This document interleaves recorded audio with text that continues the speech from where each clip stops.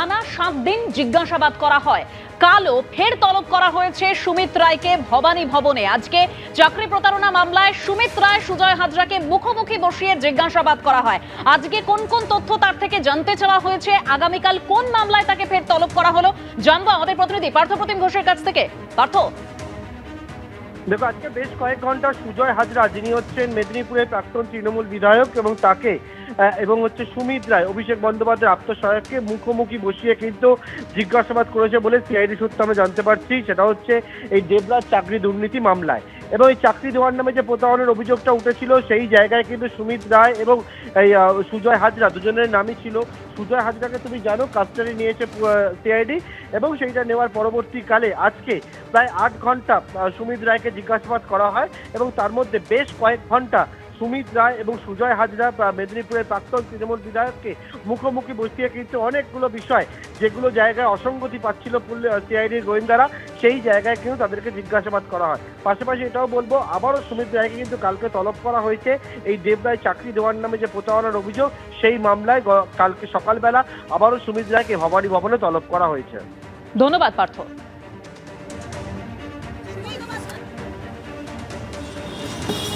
আবার কি ডাকলো সুমিতা? কালকে ডাকলো আবার সুপ্রিম কোর্ট। 21টি রাজ্যে যে ধরনের লগ্নি উন্নয়ন হচ্ছে তার বাইরে পশ্চিমবঙ্গ নয়, লর্ডন স্ট্রিটের একটি অনুষ্ঠানে আশ্বাস মুখ্যমন্ত্রী শুভেন্দু অধিকারীর। Under the great and able leadership of the Narendra Modi, 21টা রাজ্যে যে ধরনের ইনভেস্টমেন্ট এবং ডেভেলপমেন্ট হচ্ছে তার বাইরে পশ্চিমবঙ্গ যাবে না। এবং এখানে আমরা আপনাদের কোঅপারেশন চাই। আমাদের বন্ডিংটা খুব দরকার।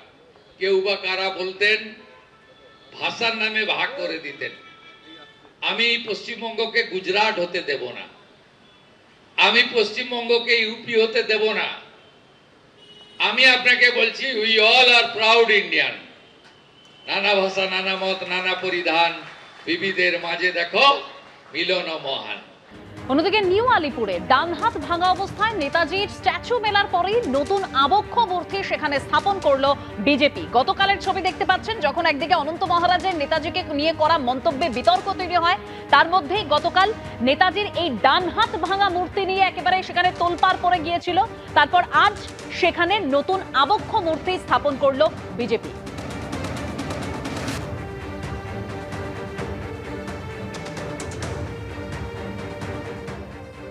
নেতাজি সুভাষচন্দ্র বসুকে নিয়ে যখন কুরুচিকর মন্তব্য এবং সামাজিক মাধ্যমে কুরুচিকর পোস্ট, তাই নিয়ে যখন রাজ্য রাজনীতি সরগরমে, তখনই কিন্তু নজরে আসে নিউ আলিপুরে বটতলায় নেতাজির একটি মূর্তি, সেটিকে ভাঙা হয় এমনই অভিযোগ ওঠে। এবং এই জায়গাতেই কিন্তু ছিল নেতাজির একটি পূর্ণাবয় মূর্তি, যার ডান হাত ভেঙে দেওয়া হয়, এমনকি সেই ডান হাতে জাতীয় পতাকা জড়িয়ে রাখা হয়েছিল, এমনটা কিন্তু অভিযোগ করা হয়েছিল বিজেপির তরফে। এবং তড়িঘড়ি বিজেপির তরফে কিন্তু সেই মূর্তি সরিয়ে ফেলে তার জায়গায় আমরা দেখতে পাচ্ছি একটি আবক্ষ মূর্তি। সেই মূর্তি কিন্তু বসানো হয়েছে। আগামীকাল 15ই আগস্ট অর্থাৎ স্বাধীনতা দিবসের দিন এই মূর্তি কিন্তু উদ্বোধন করবেন এখানকার স্থানীয় বিধায়ক যিনি রয়েছেন স্বপন দাশগুপ্ত। এবং তার পাশাপাশি দেখা যাচ্ছে যে এখন এই মুহূর্তে কিন্তু একেবারে মূর্তি বসানো হয়ে গেছে, এবং তারপর সেই মূর্তির যে যতটুকুনি শেষ মুহূর্তের কাজ, বিভিন্ন জায়গায় প্লাস্টার অফ প্যারিস করা, রং করানো, এবং সেই সমস্ত কাজ চলছে। এবং যারা এখানকার বিজেপি নেতৃত্ব রয়েছেন তাদের বক্তব্য যে নেতাজিকে নিয়ে কোনো ধরনের কোনো কুরুচিকর মন্তব্য, সেটা নিয়ে যেমন রাজ্য প্রশাসন বার্তা দিয়েছেন, ঠিক তেমনভাবেই নেতাজির মূর্তি যে বা যারা ভেঙেছে সেটা কিন্তু কোনোভাবেই মেনে নেওয়া যায় না। তাই তারা কিন্তু তড়িঘড়ি ভাঙা মূর্তি সরিয়ে সেই জায়গায় নেতাজির একটি আবক্ষ মূর্তি বসিয়েছেন, এবং তারা চান যে পুলিশ খতিয়ে দেখুক যে এই যে ঘটনা ঘটিয়েছিল নেতাজির মূর্তি হাত ভেঙে দেওয়া, সেই ঘটনার সঙ্গে কারা যুক্ত রয়েছে এবং তাদের বিরুদ্ধে উপযুক্ত ব্যবস্থা নিক পুলিশ প্রশাসন।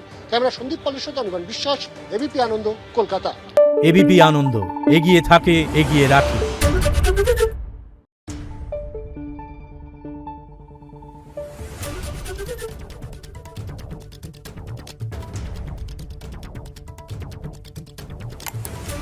Thank you.